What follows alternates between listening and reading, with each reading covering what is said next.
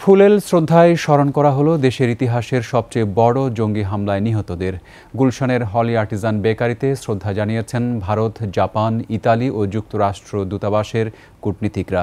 এদিকে জঙ্গিবাদকে সমূলে উৎপাটনে সাধারণ মানুষের সচেতনতার বিকল্প নেই বলে মন্তব্য বিশিষ্টজনদের। রিপোর্টে বাকিটা জানাচ্ছেন মোহাম্মদ নুরুন নবী।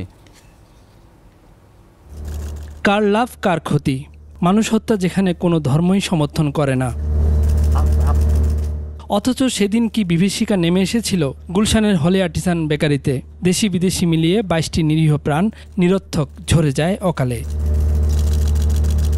৮ বছর পর ৭৯ নম্বর রোডের সে বাড়িতে শ্রদ্ধা জানাতে ছুটে যান নিহতদের বিভিন্ন দেশের প্রতিনিধিরা। জানালো শ্রদ্ধা, নীরবে স্মরণ করল প্রিয় মানুষগুলোকে।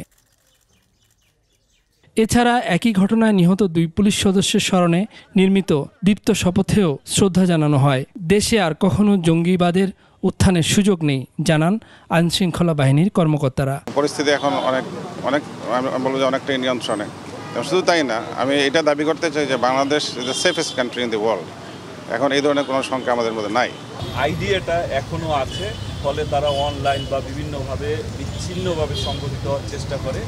তারা এইটার বিরুদ্ধে সার্বক্ষণিকভাবে ইন্টেলিজেন্স সংগ্রহ, এটি গবেষণা এবং ক্ষেত্র বিশেষে অভিযান পরিচালনা করছে, ফলে এটি পুরোপুরি নিয়ন্ত্রণে আছে। আমরা ইন্টেলিজেন্স লেড পুলিশিং করে সেটি জানতে পেরেছি এবং তাদেরকে ঠিক সেইভাবে অ্যাটাক করতে পেরেছি এবং আমরা অনেক ক্ষেত্রেই সেটি নির্মূল করতে সক্ষম। তারা এও বললেন, হলি আর্টিজান একটি জেগে ওঠার সংকেত ছিল মাত্র। জঙ্গিবাদের ঠাঁই এই বাংলার মাটিতে নাই, প্রমাণ করেছে এদেশের মানুষ।